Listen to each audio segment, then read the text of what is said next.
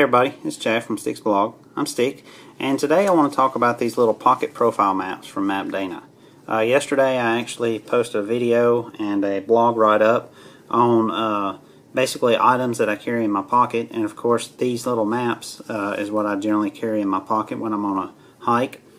And one of the comments on my blog was someone asked me if I could go into a little more detail about some of these maps and how I use them. Now, I will say that there are a couple of other videos out there, maybe one or two I know for sure, that I go into a little more detail and talk about these a little bit.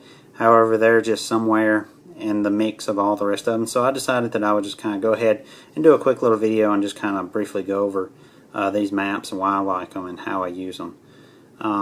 So I'll just get started by saying that the first place I came across these maps was there's a hiker by the name of Super Chef. His real name is Wallace Hunter. He runs a blog called Hike Bike Dale, and last year him and his wife attempted an AT through hike, and I noticed in one of his videos that he was using a map that looked similar to this, and immediately when I saw that map I thought, wow, that's really awesome, because I came to, at that point, really preferring to use elevation profiles rather than carry a huge map. So I looked into it and realized that at that point in time that I could get some from Anti-Gravity Gear, I believe, at that time sold them. But at that time there was only a couple of maps for the first few hundred miles of the Appalachian Trail. Now since then I will say that they've got an entire set for the entire length of the Appalachian Trail.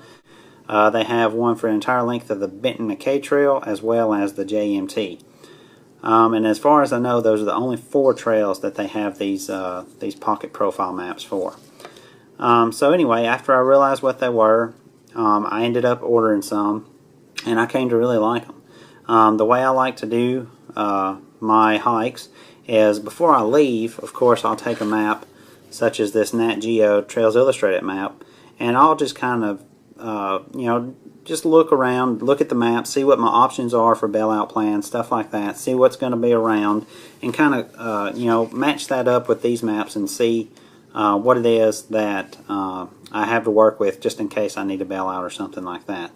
But whenever I decide to actually hike out on the trail, this is the only thing that comes with me. As you can see, this is a pretty small map here.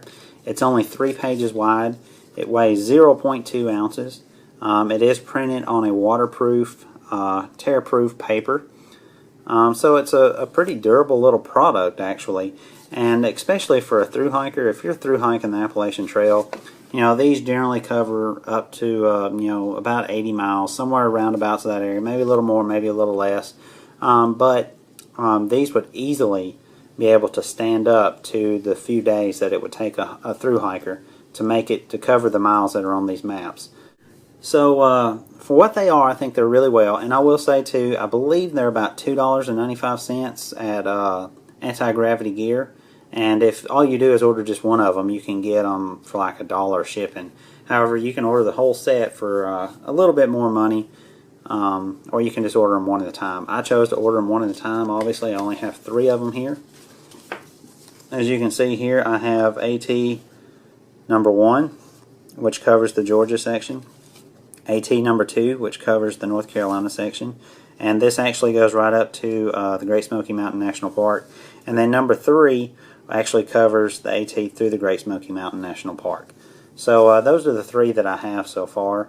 Now I will say that I have found that these are not perfect by no means. I found some discrepancies as far as if you'll notice here.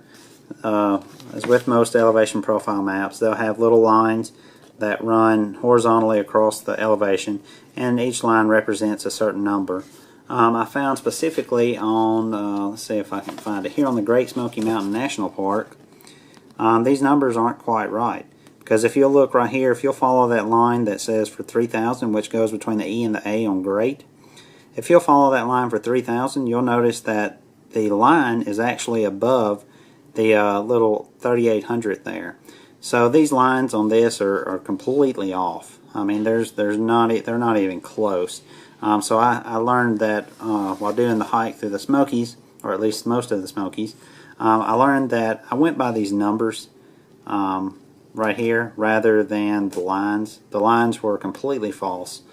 So, you know, little things like that. I also noticed a couple of places that the little squiggly part between all the dots, they weren't exactly correct either.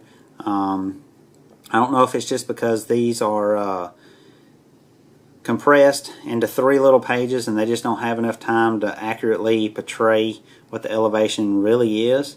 I'm not sure if that's what it is or what, but I found that in certain places, let's see, right there where it's got that big drop off, you can see right in the middle of the screen. Actually, there was a little discrepancy there from what I remember on our last hike. So, like I said, they're not perfect, but they completely get me to where I need to go. They give me the information I need to know. They only weigh 0.2 ounces. They're small enough that I can just fold up real easy, stick in my pocket, real easy to grab them out of my pocket. I can open it up and look at the entire thing, fold it back up, throw it right back in my pocket. It's not like one of these where I have to completely unfold it and, you know, search for, okay, where am I at? Here I am, and then go from there. It's very easy to use, and as I said, before I leave, I'll research the information on a bigger map, and then I'll just apply that to these smaller maps. So for me, I found that they're adequate as long as I'm going to, you know, be on the trail that, you know, the map covers, and don't plan on getting off that trail for anything other than, you know, a potential bailout. So anyway, I'm really actually excited about these, and what I do is basically my watch has an altimeter on it, and I'll do my best bet to keep my altimeter set and matching with these maps. Sometimes it works better than others, that's all I can say.